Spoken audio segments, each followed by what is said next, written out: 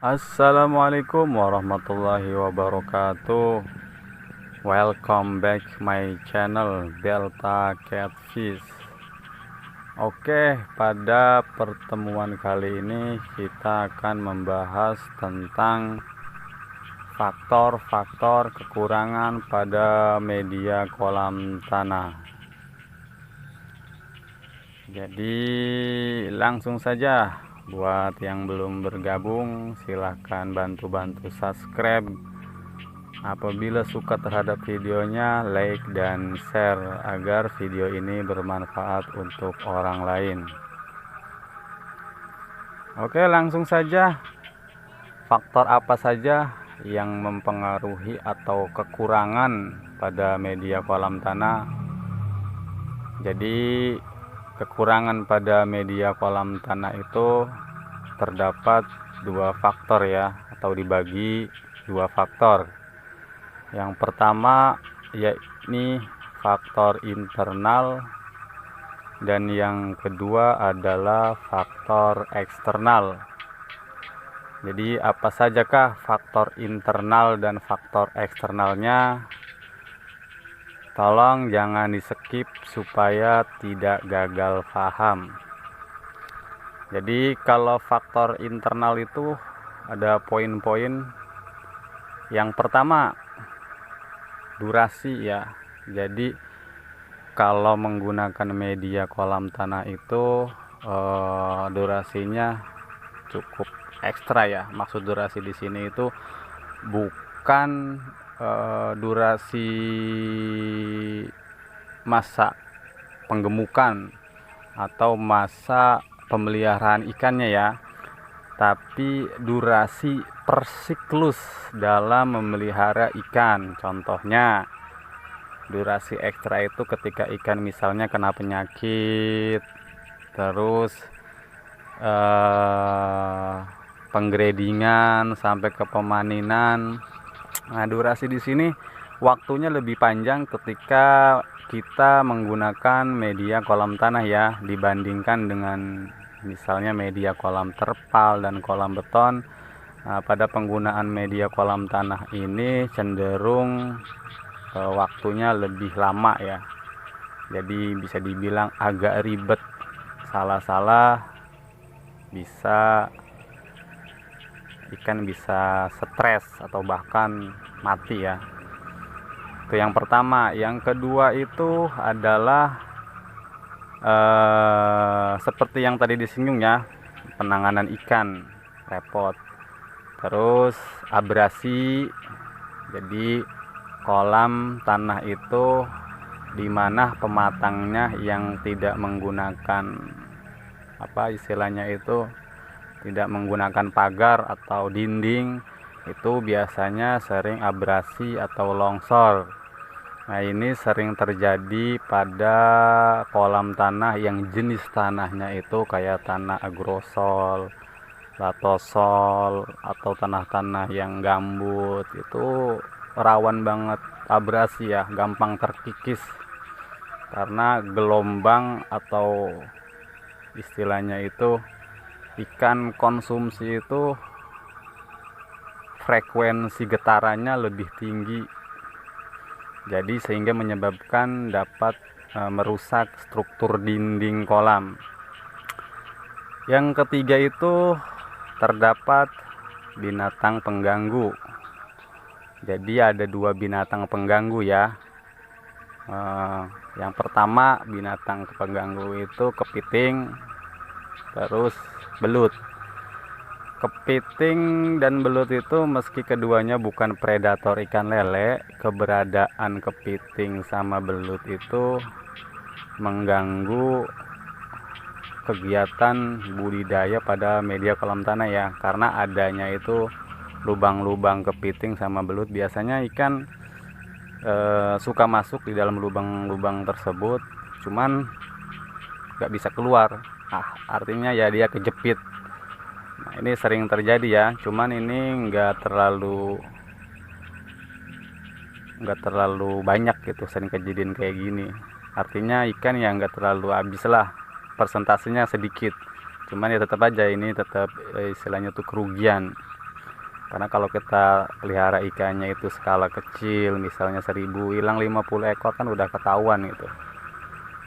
Nah ini yang terakhir, jadi penggunaan pada media kolam tanah itu kekurangannya pengaturan debit. Nah ini yang sering terjadi ya, pengaturan debit itu agak sulit. Misalnya di musim kemarau, kalau musim kemarau itu yang tadi disinggung, jenis tanah-tanah yang gampang gampang ambruk. Nah biasanya air cenderung nggak stabil ya, jadi gampang surut. Jadi bisa dikatakan paginya diisi, tar siangnya atau sorenya itu debitnya berkurang. Jadi istilahnya nggak kuat nahan air.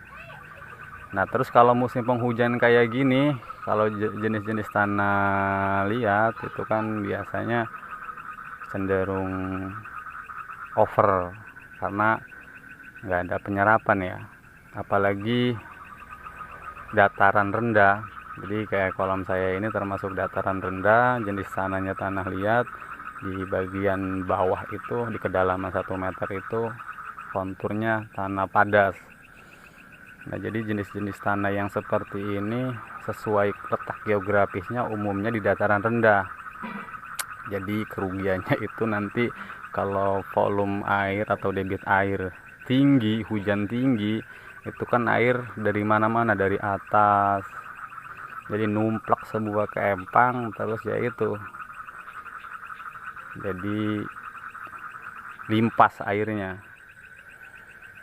Nah itu ya faktor internalnya, poin-poinnya yang tadi udah disebutin. Yang kedua itu adalah faktor eksternal. Jadi faktor eksternal ini meliputi hama ya. Jadi ini juga salah satu kekurangan atau misalnya kerugian pada media kolam tanah. Yang pertama jenis hama itu dari hama kecil sampai istilahnya predator besar. Yang pertama katak. Jadi katak itu salah satu jenis predator bibit ya. Bibit-bibit ikan yang masih kecil, kayak misalnya baru tebar ukuran 78 sampai 89 itu rawan banget dimangsa katak, apalagi bagian kolam itu dinding-dindingnya nggak disekat atau nggak dikasih pembatas kayak jaring atau pagar. Nah yang kedua jenis predator itu burung ya.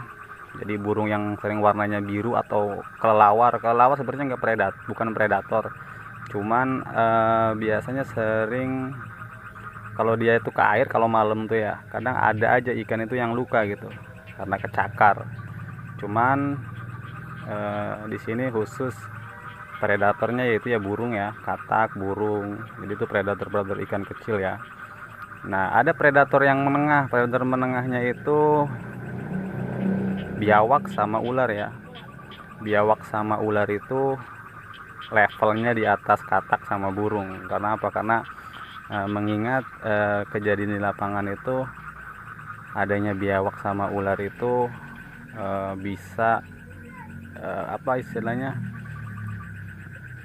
ikan di dalam kolam itu bisa berkurang antara 10 sampai 15%. Nah itu hama menengah dari pemangsa ikan lele. Nah yang ketiga ini sekaligus sama terakhir yang menjadi momok menakutkan buat para petani yang menggunakan media kolam tanah. Ya, ini bisa boncos ini ya, atau bisa gulung tikar. Ini serius nggak main-main ini. Apa aja hamanya gitu.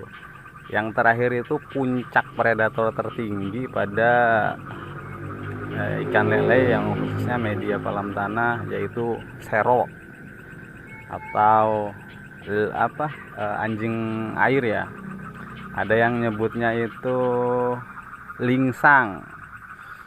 Jadi itu hama yang paling menakutkan bagi para petani ikan lele yang menggunakan media kolam tanah.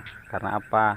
Yang pertama, dia itu biasa sering datang atau nyatonin kolam itu ketika ikan lele itu menjelang panen ya. Jadi usia 2 bulan sampai 3 bulan lah. Jadi ukuran konsumsi itu dia lebih sering nyerang kayak gitu. Jadi kalau sero itu yang pertama dia datangnya itu gerombolan, terus tingkat memangsanya itu di atas 75% ya. Bahkan pernah kejadian ini ada kasus sampai 90% ikan di suatu kolam itu habis dimakan sero. Nah, jadi ini predator yang paling menakutkan buat petani ikan yang menggunakan media kolam tanah itu. Jadi harus waspada ya. Jadi kalau bisa dari beberapa hama ini usahakan kolam tanah itu menggunakan dinding atau menggunakan pagar. Nah, kalau pagarnya itu yang rekom pakai hebel ya, tapi kalau emang low budget bisalah pakai asbes gitu kan di bagian atas kolamnya itu. Supaya apa? Supaya hama katak kayak biawak, ular, sero itu susah. Kalau misalnya penanganan satu persatu, misalnya biawak bisa pakai jaring, bisa pakai apa namanya pagar kikis. Kalau misalnya pakai sero itu susah ya. Jadi kalau sero itu kalau mau dipagar, mau dikasih waring, tetap aja dia bisa aja masuk. Makanya salah satu pencegahannya itu menggunakan lampu pijar. Jadi jangan lampu LED. Kalau lampu LED dia masih berani ya, tapi kalau lampu pijar dia agak takut. Nah, kalau buat pencegahan yang lain seperti penggunaan kaset bekas atau kaset DVD itu yang mengkilap, itu taruh aja di bagian atas kolam ya. Nah, biasanya kalau kepantul cahaya kan istilahnya itu bergelip ya. Nah, itu sero takut gitu. Cuman perlu dicatat bahwasanya jangan pernah kita menggunakan strum bebas ya untuk menangani hama sero ini, karena sering kejadian itu bahaya buat petani itu sendiri ya. Ada yang menggunakan strum akhirnya lupa gitu pas pagi kontrol ikan, mau ngasih makan ikan kesentuh ya wassalam. Jadi dari faktor eksternal itu meliputi hama itu ada beberapa hama yang tadi sudah disebutin. Nah, ini yang nggak kalah penting ya. Jadi pada area-area yang sekiranya dekat sawah atau irigasi itu perlu diwaspadai bahwa tercemarnya pestisida ya. Ada beberapa pestisida yang sering digunakan petani padi itu yang istilahnya sangat berbahaya buat ikan lele, terutama dari golongan jenis 4A ya, kayak molukisida itu, racun keong itu. Itu racun keong itu beneran dahsyat itu kalau kena ikan lele ya, belut aja kelepek-kelepek setengah jam itu setelah pemberiannya, kadang belut kelepek-kelepek apalagi ikan lele. Jadi perlu diwaspadai kalau misalnya kita punya kolam tanah. Nah, kebetulan airnya itu dari irigasi. Nah, itu harus diwaspadai. Kira-kira ada nggak yang menggunakan obat-obat molukisida atau pestisida. Jadi biasanya sering kejadian itu dimulai musim tanam padi ya, baik di MT1 atau di MT2. Ketika setar awal nanam padi itu biasanya para petani menggunakan obat-obat keong jenis pestisida 4A itu kayak semacam obat orong-orong. Nah, kalau terkontaminasi ke saluran air terus kita menggunakan air itu ya wassalam gitu. Kesimpulannya adalah pada media kolam tanah itu dari faktor-faktor kekurangannya yang lebih dominan itu justru di faktor eksternalnya ya ketimbang faktor internalnya. Karena mengingat sejauh ini faktor internal itu sebagai konsekuensi ketika petani memilih menggunakan media kolam tanah. Adapun faktor eksternalnya itu, nah itu bukan cuma resiko ya, tapi kerugian. Emang kerugian yang dikatakan kerugian terbesar pada media kolam tanah. Jadi perlu dicatat ya. bahwasanya penggunaan kolam tanah itu memiliki kerugian yang sangat besar, khususnya faktor eksternal yang tadi diuraikan. Mungkin itu saja ya, kurang lebihnya mohon maaf. Assalamualaikum warahmatullahi wabarakatuh.